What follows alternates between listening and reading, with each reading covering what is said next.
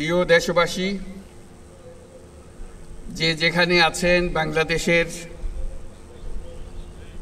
খেতে খামারে, শহরে নগরে গঞ্জে যারা আমাদেরকে দেখছেন আজকে এই মহান দিবসে,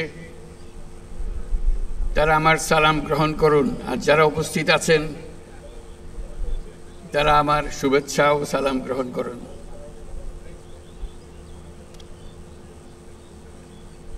প্রথমে আল্লাহর কাছে শুকরগুজারি করছি এই মহান দিবসটি আমাদেরকে দেওয়ার জন্য। তার রহমতে আজকে আমরা এটা সফল করতে পারলাম, এবং তার যে রহমত আছে সেটারও প্রমাণ আমরা পেলাম। যখন জুলাই ঘোষণা দেওয়ার জন্য এখানে এসেছিলাম, ওখানে বৃষ্টির কোনো লক্ষণ ছিল না, কিন্তু আমাদের কাজ শুরু হবার মাত্রই বৃষ্টি শুরু হয়ে গেল। তা আমি বললাম যেটা আল্লাহর রহমত আমাদের উপরে বর্ষাচ্ছে। আজকেও আল্লাহর মেহেরবানি, ঠিকই তিনি আমাদের উপর রহমত বর্ষিয়েছেন। তার কাছে আমরা শুকরগুজারি করি। এই যে মহান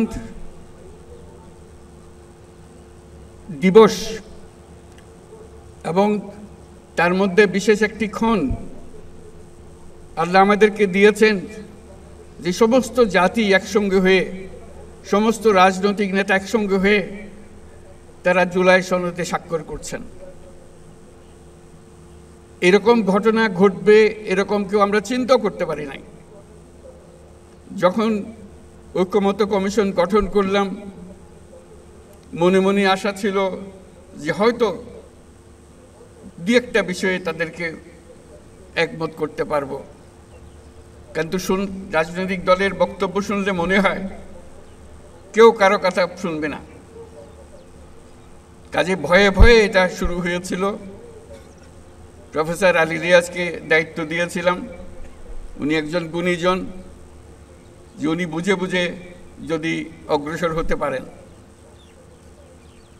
অবাক কাণ্ড, সারা দেশ দেখল, সমস্ত রাজনৈতিক দল শুধু আলাপে বসলো না, চমৎকার আলাপ করল।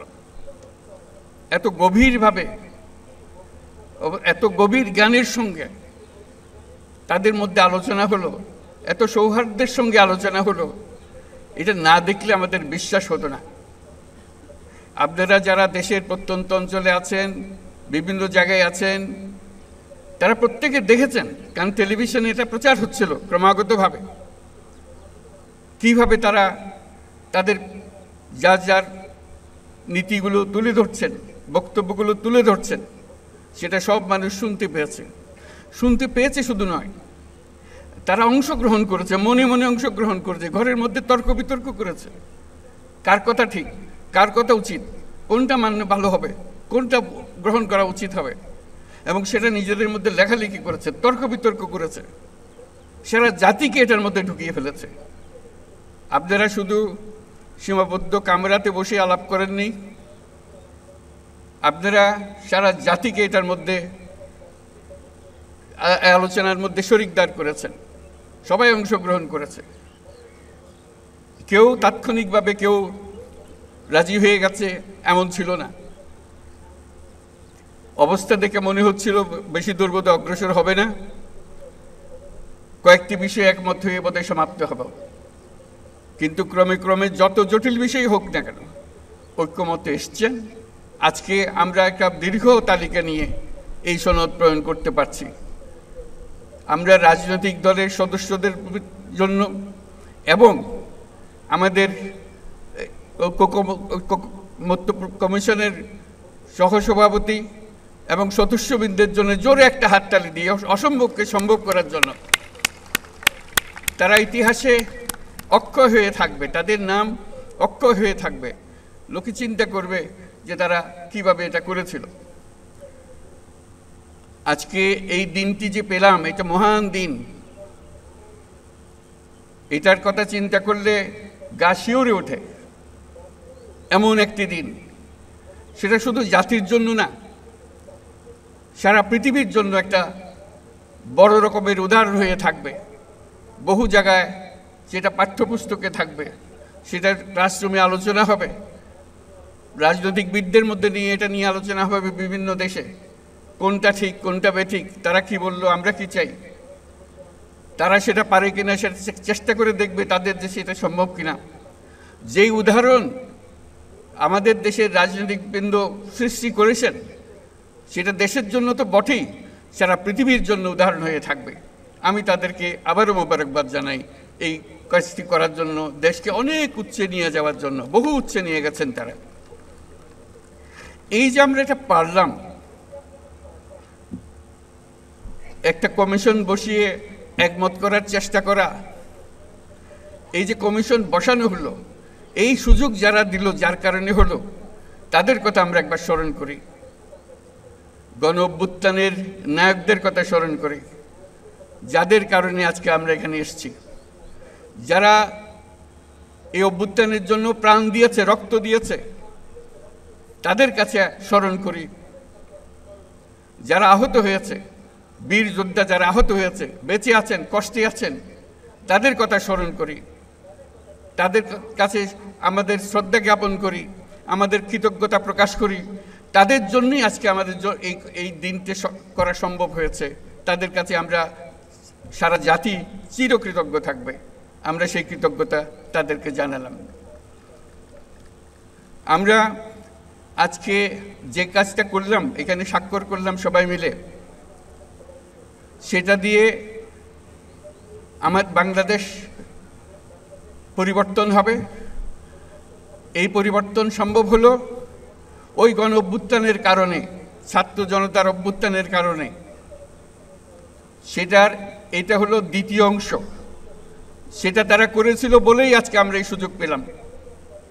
আমরা পুরনো কথাবার্তা সব পাল্টে ফেলে নতুন কথাগুলো আমাদের জীবনে নিয়ে আসলাম, আমাদের জাতীয় জীবনে নিয়ে আসলাম, আমাদের সংবিধানের পরিবর্তনের মধ্যে নিয়ে আসলাম, আমাদের অন্যান্য বিষয়ে সরকার চালানোর বিষয়ে নিয়ে আসলাম। অনেক বিষয় এসছে এই পরিবর্তনের ভেতরে। এই পরিবর্তন এখন আমাদের সামনের দিকে এগিয়ে নিয়ে যাবে। আমরা সেই পথে অগ্রসর হব। আমাদের জন্য আজকে নবজন্ম, আমাদের নবজন্ম হলো আজকে। এই স্বাক্ষরের মাধ্যমে আমরা নতুন বাংলাদেশের সূচনা করলাম। সেটা যেন সঠিকভাবে আমরা যেতে পারি, এটার জন্য আমরা আল্লাহর মেহেরবানি চাই, যাতে করে আমরা এটার থেকে বিচ্যুত না হই। আমরা একমত হয়েছি, এই একমত সুন্দরভাবে পরিচালনা করা, সামনের দিকে নিয়ে যাওয়া কীভাবে আমাদের কাছে সম্ভব হয়। যেই তরুণরা এই দিনটিকে সম্ভব করেছে, এই বাংলাদেশের আনাচে কানাচে এই পরিবর্তনের জন্য যারা জীবন দিয়েছে, তারা এই তরুণরাই আবার বাংলাদেশকে নতুন করে গড়বে। এই আলোকে, এই চিন্তাধারার আলোকে তারাই দেশকে গড়বে, তারাই দেশের নেতৃত্ব দেবে, তারা আমাদেরকে পথ দেখাবে। এই দেশ তরুণদের দেশ। এখানে 18 কোটি মানুষের মধ্যে অর্ধেক মানুষ হলো 27 বছরের নিচে। চিন্তা করেন কীরকম তরুণ এই মানুষ, বাংলাদেশের মানুষ। এটি আমাদের সম্পদ। সারা দুনিয়া অবাক বিশ্বে আমাদের দিকে তাকিয়ে আছে, কখন আমরা তাদেরকে সাহায্য করব ওই তরুণদের পাঠিয়ে। কারণ সারা দুনিয়াতে তরুণদের অভাব, কোনো দেশে তো তরুণ নাই বলতে গেলে। কাজে তারা আমাদের দিকে তাকিয়ে আছে। এটাই হলো আমাদের সুবর্ণ সুযোগ, তাদেরকে এগিয়ে যেতে দেওয়া, তাদেরকে শুধু বাংলাদেশকে পরিবর্তন করে না, পৃথিবীকে পরিবর্তন করার সুযোগ তাদের কাছে এসছে। আমাদের কাছে দরখাস্ত আসছে, আমাদের কাছে এতজন পাঠান, আমাদের কাছে এতজন পাঠান, আমাদের কাছে যত পারেন পাঠান। এটা তো 2025 সালের কথা। 2026 সালে কি বলবে? 2027 সালে কি বলবে? হাত জোর করে আসবে। কারণ আমাদের তরুণটা ছাড়া পৃথিবীতে এত তরুণ দিতে পারে, এত তাজা শক্তি দিতে পারে, এত সৃজনশীল মানুষ দিতে পারে, এত বিশ্বস্ত মানুষ দিতে পারে, দেশ খুঁজে পাওয়া যাবে না। কাজেই সেই দেশকে গঠন করার দায়িত্ব আগামী সরকারকে নিতে হবে, পরবর্তী সরকারগুলোকে নিতে হবে। সেটার জন্য এই প্রস্তুতি হচ্ছে এই আমাদের সনদ। এই সনদের মাধ্যমে আমরা আরেকটা বড় কাজ করলাম। আমরা বর্বরতার থেকে সভ্যতায় আসলাম। আমরা এক বর্বর জগতে ছিলাম, যেখানে আইন কানুন ছিল না, মানুষের ইচ্ছায় যা ইচ্ছা তা করতে পারত। এখন আমরা সভ্যতায় আসলাম, এবং এমন সভ্যতা আমরা গড়ে তুলব মানুষ ঈর্ষার চোখে আমাদেরকে দেখবে। কাজেই সেটা এখন আমাদের পরবর্তী এই সনদ পরবর্তী জীবন আমরা কিভাবে গঠন করব তার উপর নির্ভর করবে। কিন্তু আমাদের ভবিষ্যৎ অত্যন্ত চমৎকার, শুধু আমাদের সমাজটাকে গঠন করতে পারলে। এই যে সবচেয়ে বড়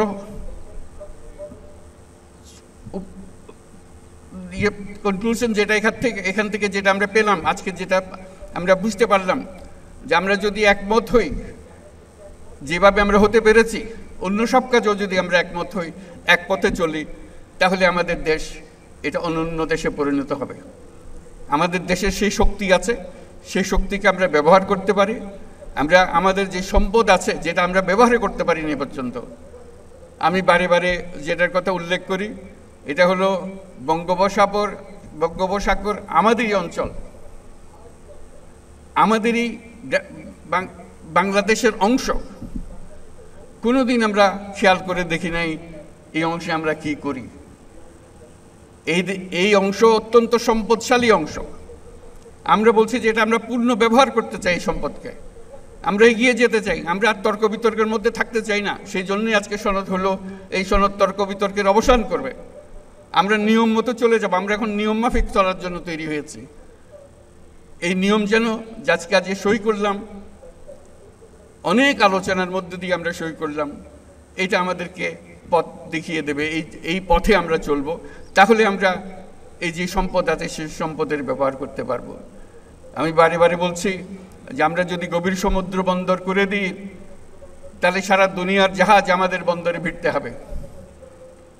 আমাদের পণ্য সিঙ্গাপুরে খালাস করে দিয়ে চলে যেতে হবে না, অন্য দেশের পণ্য সিঙ্গাপুরে খালাস করে দিয়ে যেতে হবে না, আমার দুয়ার পর্যন্ত নিয়ে আসতে হবে পারবে। এবং অন্যান্য দেশের যারা সুযোগ দিতে পারবে না, তাদের পণ্য এখানে দিয়ে যাবে, আমাদের এখান থেকে তারা নিয়ে যাবে। কাজে একটা বিরাট সুযোগ। আর বঙ্গোপসাগরে মাছেরও তো একটা বিষয় আছে। অন্য দেশের মাঝিরা এসে, আমাদের মৎস্যজীবীরা আছে, এসে আমাদের পানি থেকে তারা মাছ শিকার করে নিয়ে যায়। আমরা হাত করে তাকিয়ে থাকি, কিছু করতে পারি না। আমাদের মাছ দিয়ে যায়, আমরা আমাদের মাছ ঘরে আনতে পারি না। এটার থেকে তো আমাদের উদ্ধার পেতে হবে। তাই সেই বঙ্গোপসাগরকে মিলিয়ে, তার উপকূলকে মিলিয়ে আমরা সমস্ত বাংলাদেশ পরিবর্তন করে ফেলতে পারি। আমাদের পরিকল্পনায় যদি আমরা মাতারবাড়ি, কক্সবাজার সব কিছু মিলিয়ে, মহেশখালী সব কিছু মিলিয়ে আমরা যদি একযোগে বন্দর উন্নত করি, তাহলে পুরো এলাকা নতুন সিঙ্গাপুরে পরিণত হবে। এটা নির্ঘাত, এটার থেকে কেউ বাইরে যেতে পারবে না, এবং সকল দেশের মানুষ এখানে আসবে। আমরা আমাদের অর্থনীতির অংশ হিসেবে আঞ্চলিক অর্থনীতি গড়ে তুলতে পারি। আমরা নেপালে, ভুটানে, সেভেন সিস্টার্সে তাদের সঙ্গে আর্থিক সম্পর্ক গড়ে তুলতে পারি শুধু এই বন্দরের কারণে, এই যোগাযোগের কারণে। তারাও সমৃদ্ধ হবে, আমরাও সমৃদ্ধ হব। কাজে এই সুযোগগুলো আছে, যদি আমরা মত ঠিক মতো চলতে পারি। সেই জিনিসটা আজকে আমাদেরকে দেখিয়ে দিল যে আমরা পারি। সেটাই হলো আজকের আমাদের যে শিক্ষা, যে আমরা যেটা চাই সেটা করতে পারি। এবং যেটা আজকে করলাম সেটা ছাত্রদের, তরুণদের জানিয়ে দেওয়ার জন্য তাদের পাঠ্যপুস্তকে থাকবে আমরা কিভাবে ঐক্যমতে এসেছি, কী কী বিষয় বিবেচনা করেছি, তারা কেন এই সিদ্ধান্তে এসছে, কীভাবে এসছে, তাদের জন্য যেই তারা বিতর্কগুলো করেছেন দিনের পর দিন, এই সিদ্ধান্তে আসার জন্য সেগুলোর ভিডিও ইস্যুভিত্তিক তৈরি করে করে ছাত্রদের হাতে দিয়ে দেওয়া হবে, তারা যেন দেখে তাদের নেতারা কিভাবে তাদের বিষয়গুলো বিবেচনা করছেন, কিভাবে সিদ্ধান্তে আসছেন, তারা যেন অনুপ্রাণিত হয়। আজকে শুধু অনুষ্ঠান না, সারা জাতি এটার থেকে অনুপ্রাণিত হবে, নতুন পথের দিশা পাবে যে আমরা ছোট জাতি না, কারো দয়া দাক্ষিণ্যে বেঁচে থাকার জাতি না, আমরা কারো কথার তলে থাকি না, আমরা আমাদের মতো চলি, মাথা উঁচু করে চলি এবং সারা দুনিয়াতে আমরা মাথা উঁচু করে চলব। সেই সামর্থ্য আমাদের আছে, আমরা অন্য দেশকে দেব, আমাদের সেই সামর্থ্য আছে। অন্য দেশ আমাদের কাছ থেকে শিখবে, সেই সামর্থ্য আমাদের আছে। আজকে যেই সনদ সই করলো, এটা বহু দেশ শিখতে আসবে, এটা আমি গ্যারান্টি দিয়ে আপনাদেরকে বলে রাখলাম। এই যে একটা উদাহরণ সৃষ্টি করলেন, এরকম আরও বহু উদাহরণ আমরা সৃষ্টি করতে পারি। সেই পথে আমরা যেন চাই। আমরা একটা মহান জাতি, সেই মহান জাতি হিসেবে নিজেদের মধ্যে অনুভব করতে হবে। কেউ যেন আমাদেরকে ধাক্কা দিয়ে চলে যেতে না পারে, আমাদের দেখলে সম্মান করে, মাথা নিচু করে থাকে। এত জিনিস তোমরা কি করে করলে? এখনো তারা চিন্তা করে যে তারা এত কিছু কিভাবে করলো, এই অভ্যুত্থান করলো, একটা এত বছরের সরকারকে ফেলে দিল, পালিয়ে গেল সরকার, একটা নতুন সরকার করলো, একটা নতুন সনদ করলো, এত কিছু করলো তারা। এটাই অবাক বিস্ময়ে তাকাচ্ছে। আমরা নির্বাচনের কথা বলেছি, এই সুর, যে সুর আজকে আমরা এখানে বাজালাম, সেই সুর নিয়ে আমরা নির্বাচনের দিকে যাব। ঐক্যের সুর, ঐক্যের সুর দিয়ে আমরা নির্বাচনের দিকে যাব। ফেব্রুয়ারিতে নির্বাচন হবে এবং এই ঐক্য যেন বজায় থাকে। আজকে ঐক্যমত্যে আমরা যেরকম সনদ করলাম, এই রাজনীতির ব্যাপারেও, নির্বাচনের ব্যাপারেও আপনারা রাজনৈতিক নেতারা বসে, বিভিন্ন দলের নেতারা বসে একটা সনদ করেন কিভাবে নির্বাচন করবেন। যেমন তেমন করে নির্বাচন করলে তো আবার পুরনো জায়গায় ফিরে যাবো। এত কিছু করে লাভটা কি হলো? এই কথা লিখে আমার লাভ কি হলো? কথা লিখলাম, কথা মানলাম না, কাজের মধ্যে গিয়ে মানলাম না। কাজেই আমার অনুরোধ, আপনারা আবার ঐক্যমত্য কমিশন বলেন, কমিটি বলেন, নিজেরা বসুন, নির্বাচনটা কিভাবে সুন্দরভাবে করবেন, উৎসবমুখর করে করবেন, ইতিহাসে স্মরণীয় করে তুলবেন।